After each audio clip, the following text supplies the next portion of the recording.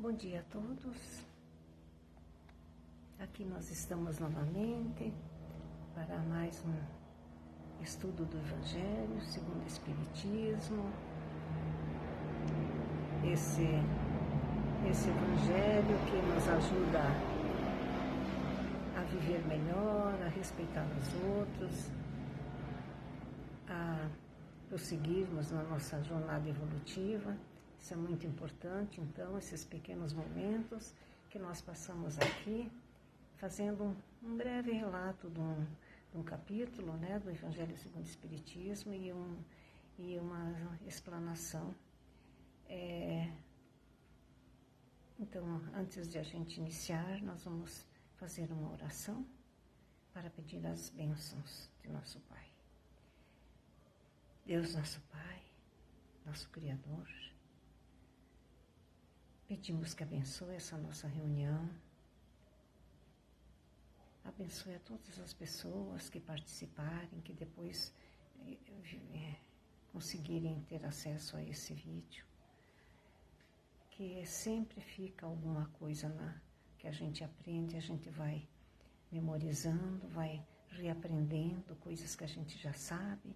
Então, quando a gente estuda Jesus, a gente sempre relembra dos seus ensinamentos, do seu amor, do seu carinho por nós. Pedimos então que nos abençoe, que nos ilumine, para que possamos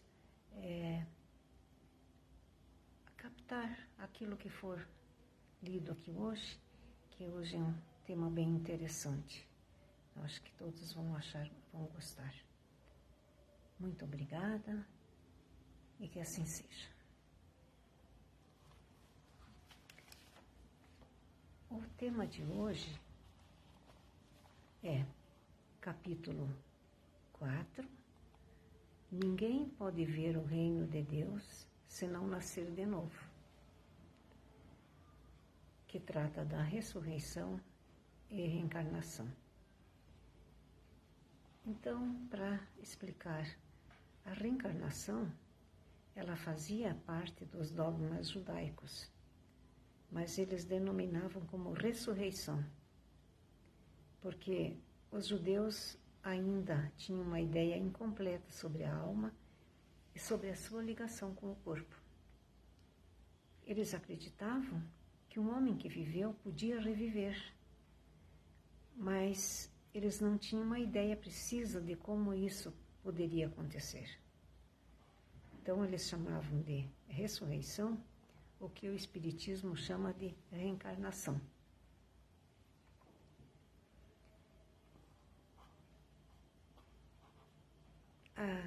Para ver como antigamente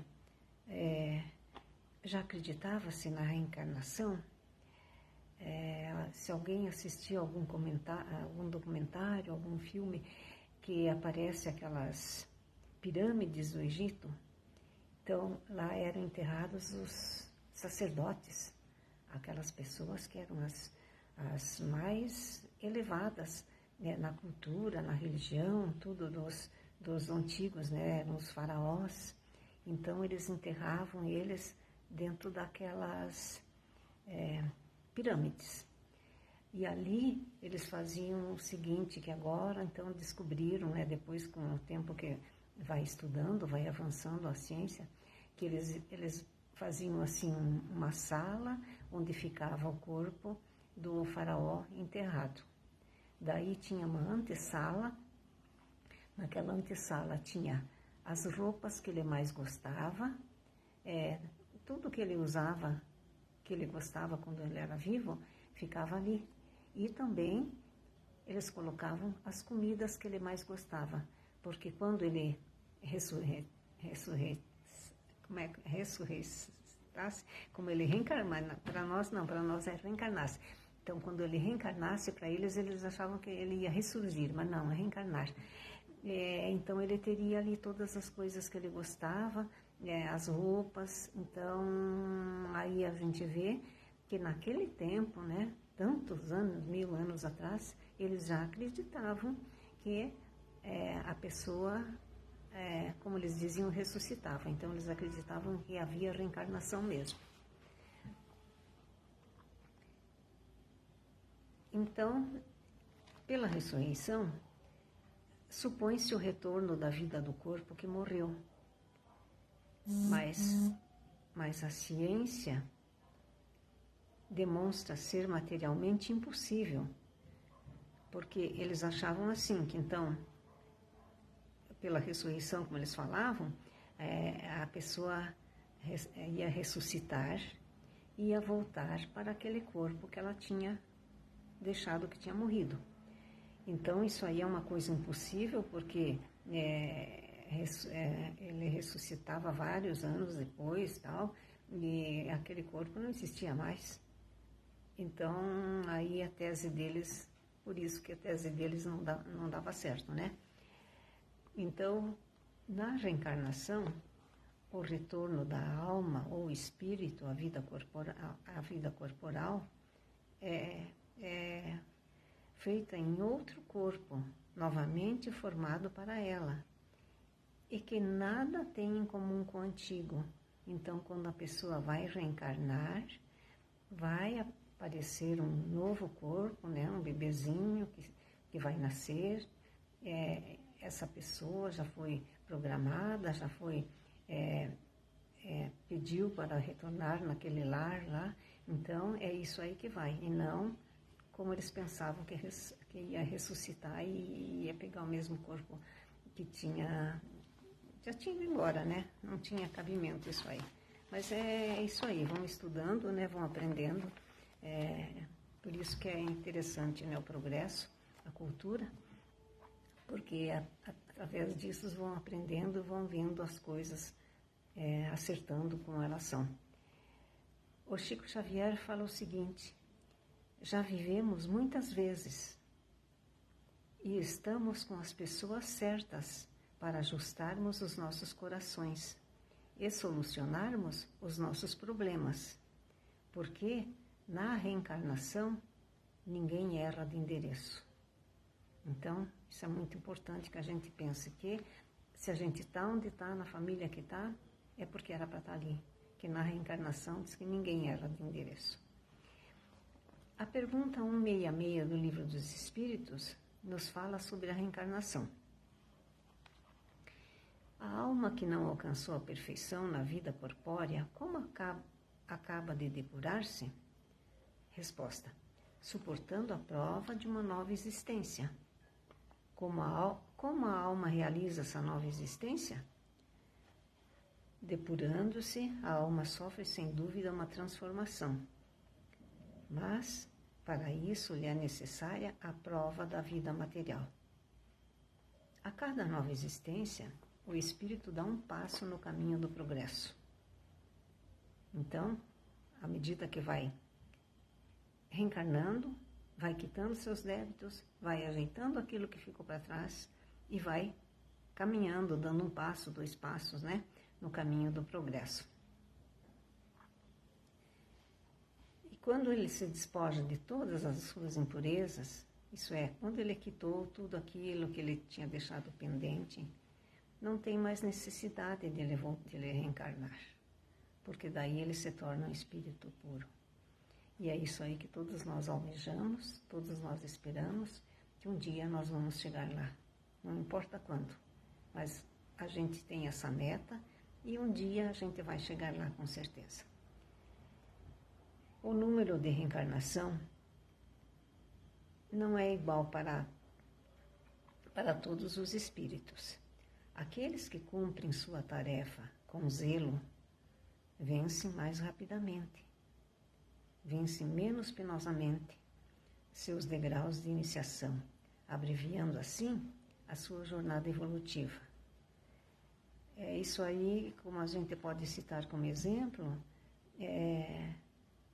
a escola, uma classe onde tem vários alunos, tem aqueles que estudam bastante, que se interessam, que progridem e passam de ano. Tem aqueles que, deixa, vou devagar, reprova.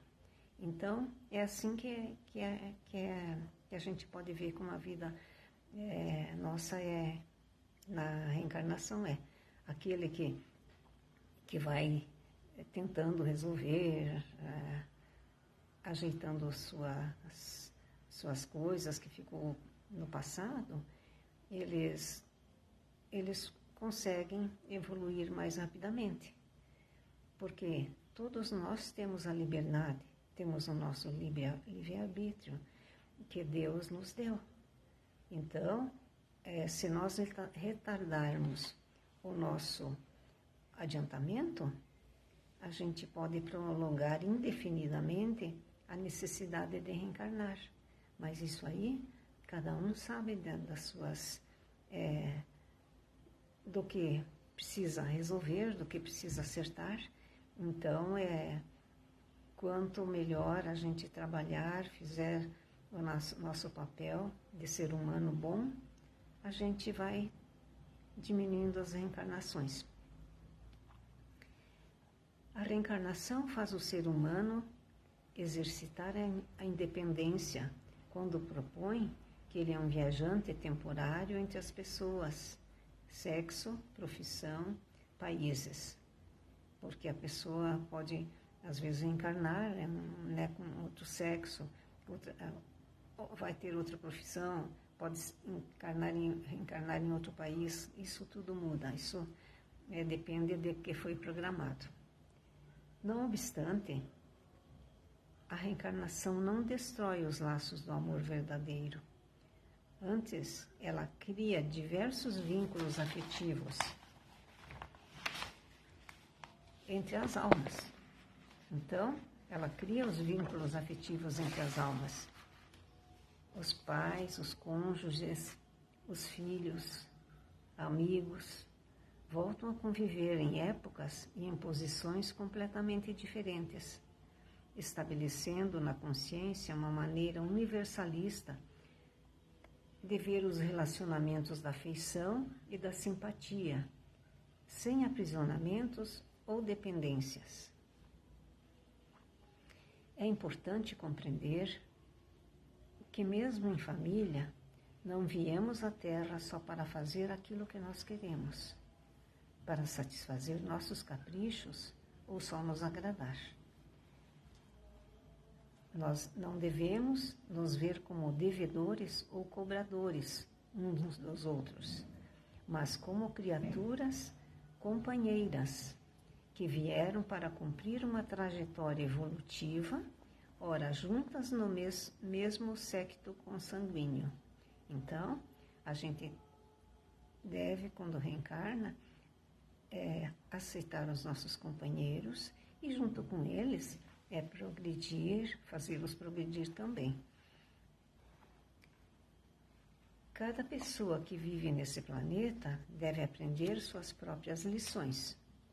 Por isso, não devemos fazer o dever dos outros, porque cada um aprende com suas próprias experiências e no momento propício.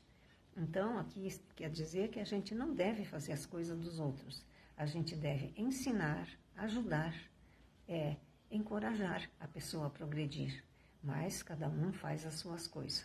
Porque cada um é o devedor, aquele que é devedor tem que fazer. Então, nos compete a ajudar, incentivar. Isso nós devemos fazer sim.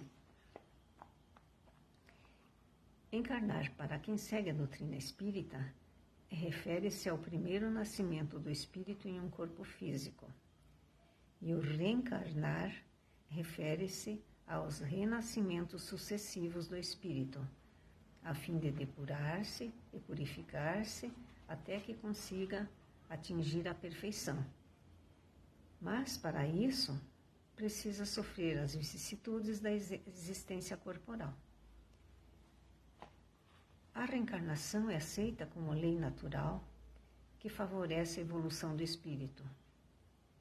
Em cada existência corpórea, o espírito recebe oportunidades para reparar equívocos cometidos em existências anteriores e para desenvolver novos aprendizados.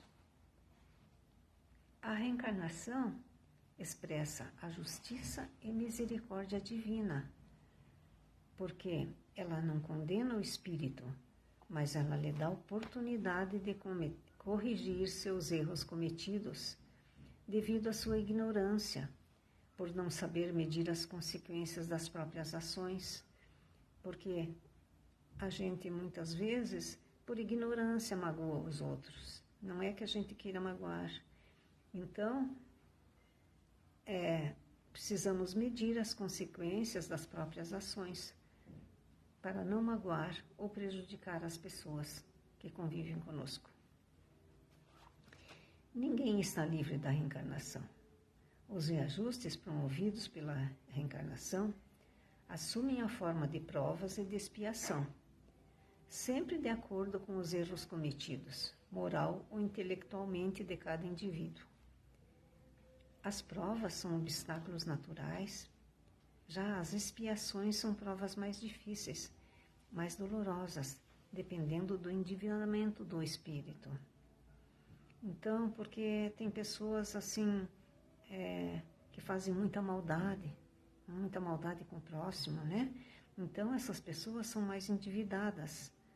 Agora, tem aqueles que não, que fazem coisas que não deviam fazer, mas então já estão mais, já estão reencarnando, já estão quitando, já estão evoluindo. A quitação dessas dívidas pode ser feita pela dor, que são as provas e expiações, ou pela prática do amor, segundo o apóstolo Pedro. Tendes amor para com os outros, porque o amor cobre uma multidão de pecados.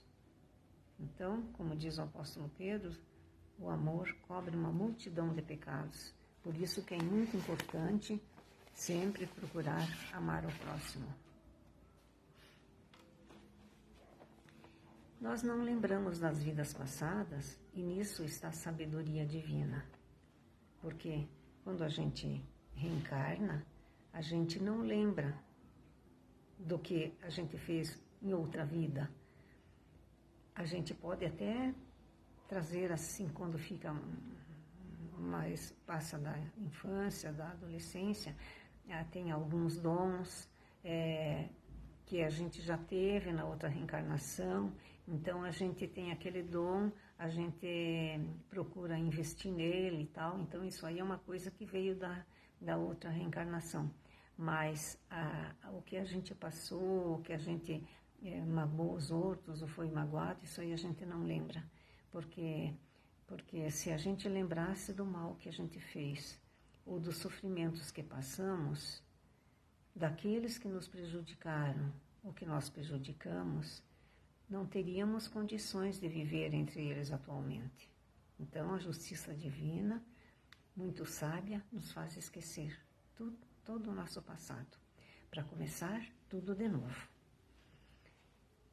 Por muitas vezes, os inimigos do passado, hoje são nossos filhos, são nossos irmãos, nossos pais, nossos amigos, que presentemente se encontram junto de nós para a reconciliação.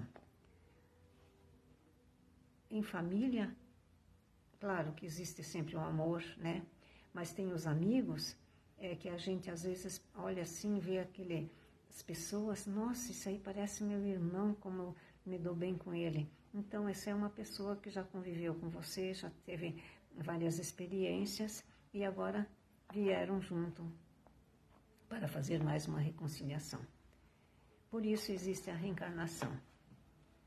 Certamente estamos corrigindo os erros praticados contra alguém, ou mesmo sendo amparados e auxiliados por aqueles que no passado nos prejudicaram. Daí a importância da família, onde se costumam reatar laços cortados em existências anteriores. A reencarnação, dessa forma, é a oportunidade de reparação, como é também a oportunidade de praticarmos o bem, apressando assim a nossa evolução espiritual.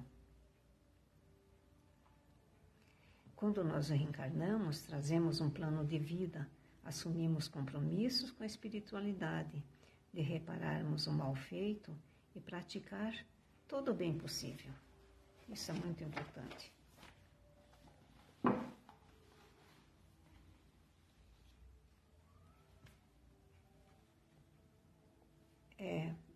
Devemos sempre ser tolerantes com as pessoas da nossa família, que relevem tendências diferentes das nossas, procurando cercá-las de compreensão e carinho, porque nós sabemos que somos todos filhos do mesmo Pai e irmãos de toda a humanidade.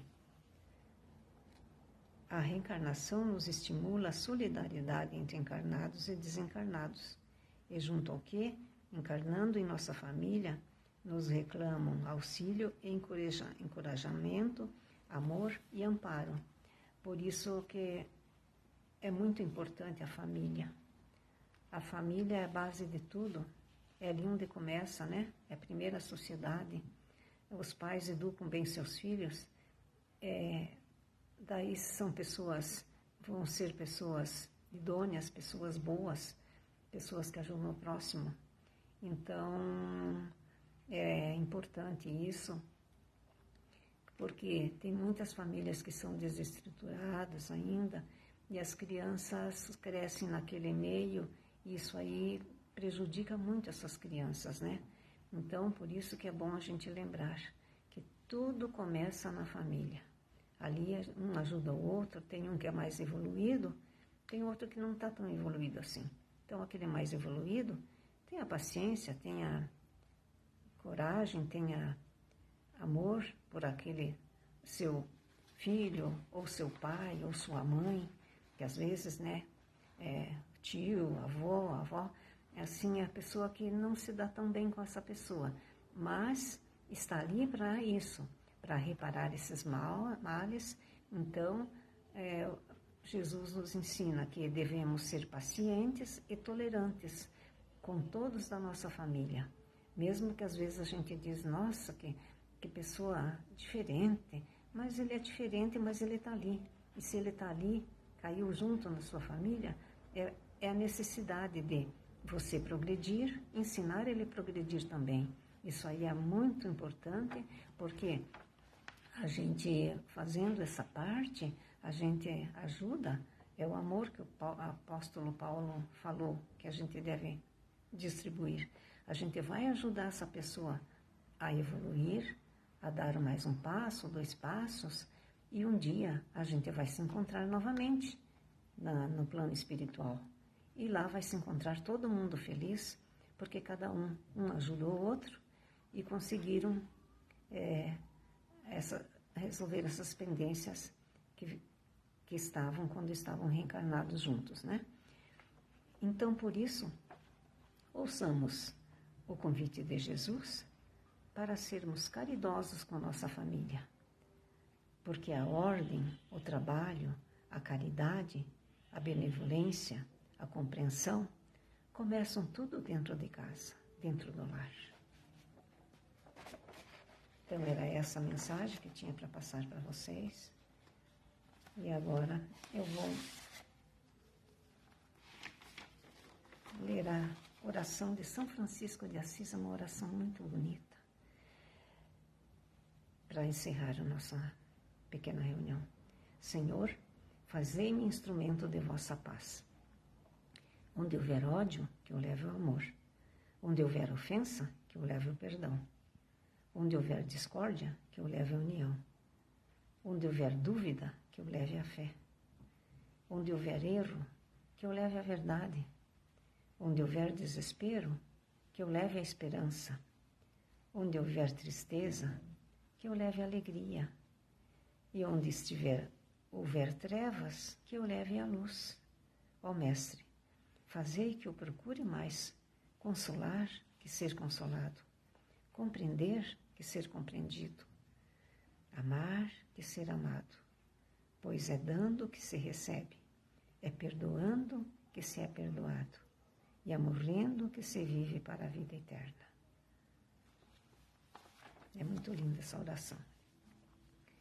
Então, eu quero agradecer a todos por mais essa oportunidade de a gente estudar juntos mais mais um trecho do capítulo 4 do Evangelho segundo o Espiritismo. É interessante porque trata da nossa conduta, né? Para a gente ir reencarnando, ir caminhando, evoluindo, para um dia, não sabemos quando, mas um dia nos tornarmos espíritos puros. Esta é a finalidade de todos que estão aqui, que todos são filhos de Deus, do mesmo Pai.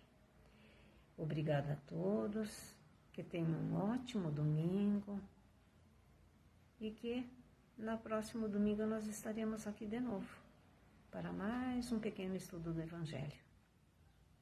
Obrigada e que assim seja.